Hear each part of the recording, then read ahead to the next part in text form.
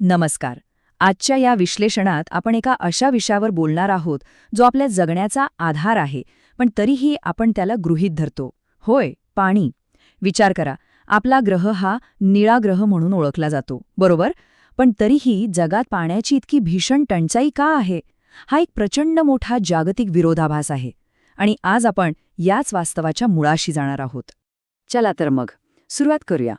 आजच्या या प्रवासात आपण काय काय पाहणार आहोत ते थोडक्यात सांगतो. 1. पाण्याचं दुर्भिक्ष्य आणि हा विचित्र विरोधाभास. 2. आपले जलसाठे कमी होण्याची मुख्य कारणे. 3. बहुउद्देशीय नदी प्रकल्प. 4. प्राचीन काळातील जलव्यवस्थापनाचं अप्रतिम कौशल्य. आणि शेवटी 5. स्थानिक पातळीवरील पर्जन्य जलसंचयन. वळूया आपल्या पहिल्या भागाकडे, पाण्याचे दुर्भिक्ष्य आणि एक विरोधाभास. पृथ्वीवर इतकं पाणी असतानाही ही टंचाई नेमकी का भासतीये? चला पाहूया. आता आपण सगळेच शाळेत शिकलोय की पृथ्वीचा जवळपास 75% पृष्ठभाग पाण्याने व्यापलेला आहे. हे ऐकल्यावर कुणालाही वाटेल की बापरे, किती पाणी आहे आपल्याकडे, पाण्याची कसली आली कमतरता. पण खरी गोम इथेच आहे. या अफाट जलसाठ्यापैकी माणसाच्या वापरायोग्य असलेलं गोडं पाणी अतिशय म्हणजे अतिशय अल्प आहे. हे पाणी आपल्याला प्रामुख्याने भूपृष्ठावरील प्रवाह आणि भूजलातून मिळतं, जे जलचक्राद्वारे निसर्गतः सतत नूतनीकृत होत असतं. आणि इथेच तो सर्वात मोठा प्रश्न उभा राहतो. जर पृथ्वीवर इतकं विपुल पाणी आहे आणि जलचक्रामुळे ते पुन्हा पुन्हा मिळतही राहतं, तर मग 2025 सालापर्यंत, जे आता अगदी जवळ आलंय, जगातील तब्बल 2 अब्ज लोकांना पाण्याच्या तीव्र टंचाईला का सामोरे जावे लागेल असा अंदाज का वर्तवला जातोय? पाण्याचा हा कधीही न संपणारा स्रोत अचानक इतका दुर्मिळ कसा काय होऊ शकतो? विचार करण्यासारखी गोष्ट आहे ना? आता हे दृश्य पहा. पाण्याच्या टंचाईचा खरा अर्थ काय असतो हे यावरून अगदी स्पष्ट होतं. टंचाई म्हटलं की आपल्या डोळ्यांसमोर लगेच काय येतं? एखादा दुष्काळग्रस्त, भेगा पडलेला भाग आणि पाण्यासाठी डोक्यावर हंडे घेऊन उन्हातान्हात मैलोन मैल चालणाऱ्या महिला. पण टंचाई म्हणजे फक्त पाऊस कमी पडणं नव्हे. पाण्याचं असमान वितरण आणि सर्वांना ते सहज उपलब्ध नसणे हे त्यामागचं सर्वात मोठं वास्तव आहे. या 2 प्रतिमांची तुलना करून बघा बरं. पाण्याचं असमान वितरणाचं यापेक्षा दुसरं ज्वलंत उदाहरण असूच शकत नाही. एका बाजूला कोलकात्यासारख्या शहरात पावसामुळे रस्त्यांवर आलेला पूर दिसतोय, तर अगदी त्याच वेळी दुसऱ्या बाजूला काश्मीरमधील बर्फाच्छादित प्रदेशात पिण्याचं थोडंसं पाणी मिळवण्यासाठी करावी लागणारी जीवघेणी कसरत दिसतेय. एकाच वेळी, एकाच देशात अतिवृष्टी आणि भीषण टंचाई. हे कसं शक्य आहे? आणि म्हणूनच आपण आता वळतोय भाग 2 कडे. जलसाठे कमी होण्याची मुख्य कारणे. गोड्या पाण्याचे हे साठे इतक्या वेगाने का आटत आहेत? याला निसर्ग जबाबदार आहे की आपला मानवी हस्तक्षेप? चला शोध घेऊया. पाण्याच्या या अमूल्य साठ्यांवर आता चहूबाजूंनी प्रचंड दबाव येतोय. कसं ते पहा. वाढत्या लोकसंख्येची अन्नाची गरज भागवण्यासाठी सिंचनाचा आणि कोरडवाहू शेतीचा विस्तार केला जातोय, ज्यात पाण्याचा अफाट वापर होतो. त्यासोबतच औद्योगिकीकरण आणि बहुराष्ट्रीय कंपन्यांच्या वाढत्या प्रमाणामुळे पाण्याचा आणि जलविद्युत ऊर्जेचा वापर प्रचंड वाढलाय. दाट लोकवस्तीच्या शहरांमध्ये राहणीमान बदलल्यामुळे आणि खासगी पंपांद्वारे भूजलाचा अक्षरशः अमर्याद उपसा केल्यामुळे परिस्थिती आणखीनच गंभीर झालीय. आणि या सगळ्यातून जे काही पाणी उरतंय ते औद्योगिक आणि घरगुती कचऱ्यामुळे प्रदूषित होते. थोडक्यात सांगायचं तर आपणच आपल्या पायावर कुऱ्हाड मारून घेत आहोत. आता पुढे पाहूया भाग 3, बहुउद्देशीय नदी प्रकल्प. स्वातंत्र्यानंतर भारताने या प्रचंड पाण्याच्या मागणीवर तोडगा काढण्यासाठी काही अतिशय महत्त्वाकांक्षी मार्ग निवडले.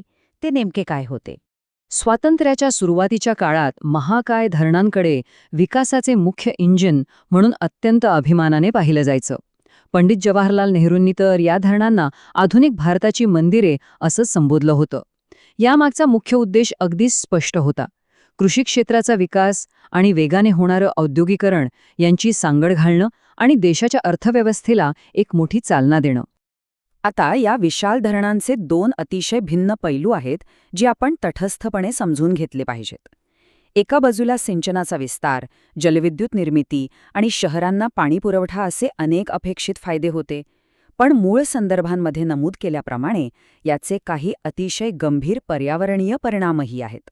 जलाशयाच्या तळाशी मोठ्या प्रमाणावर गाळ साचतोय, जलचरांचे अधिवास नष्ट होत आहेत आणि आजूबाजूची हजारो हेक्टर जमीन व जंगले पाण्याखाली जात आहेत. आणि सर्वात मोठा विरोधाभास म्हणजे पूर नियंत्रणासाठी बांधलेली हीच धरणं कधीकधी जास्तीचं पाणी सोडल्यामुळे भयंकर पुरालाही कारणीभूत ठरतात. हे एक अतिशय गुंतागुंतीचं वास्तव आहे. चला तर मग आता भाग 4 कडे वळूया आणि पाहूया हे सगळं कसं विकसित होत गेलं. प्राचीन जलव्यवस्थापन कौशल्य. पाणी साठवण्याचं आणि त्याचं योग्य व्यवस्थापन करण्याचं तंत्रज्ञान हा काही आजचा आधुनिक शोध नाहीये बरं का. या कालरेषेकडे जरा बारकाईने पहा.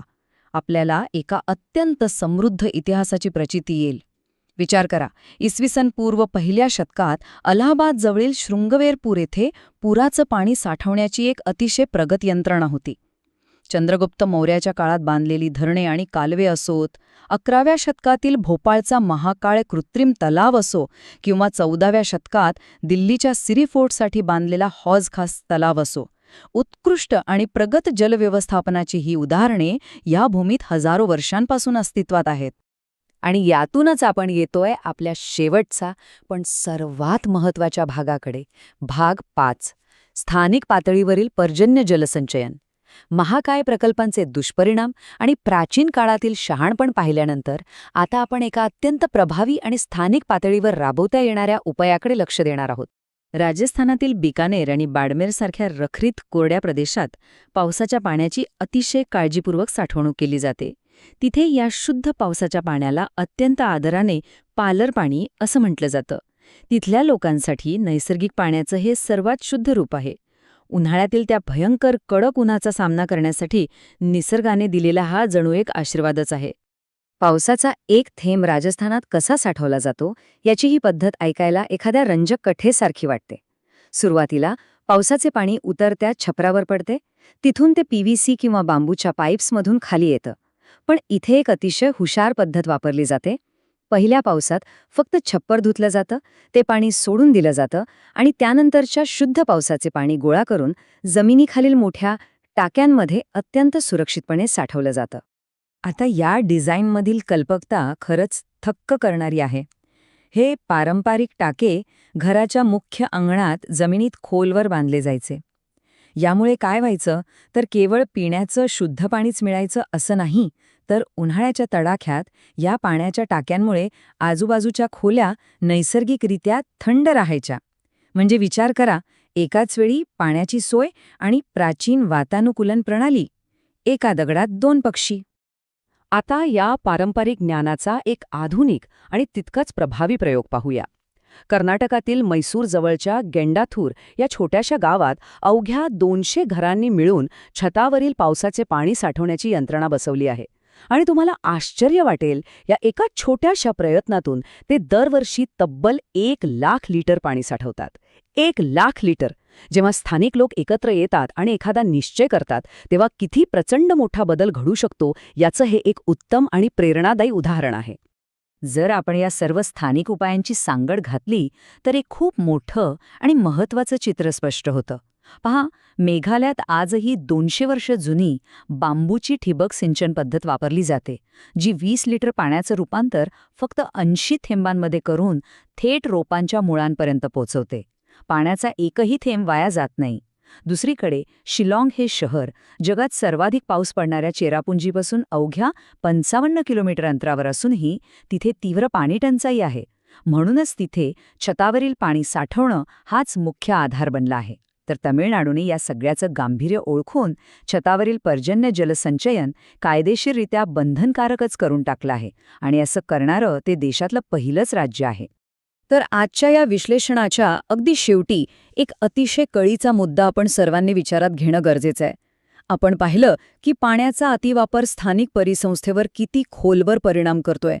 महाकाय प्रकल्प आणि निसर्गाचे हे दोहन या दुष्टचक्रातून बाहेर पडून आपल्या शाश्वत भविष्यासाठी पुन्हा एकदा त्याच प्राचीन, स्थानिक आणि पर्यावरणपूरक जलव्यवस्थापनाकडे वळणे हाच आपला अंतिम उपाय असू शकतो का? हा एक असा प्रश्न आहे ज्याचं उत्तर आपल्याला आज ना उद्या शोधावंच लागेल. विचार नक्की करा. या माहिती सत्रात सहभागी झाल्याबद्दल खूप खूप धन्यवाद.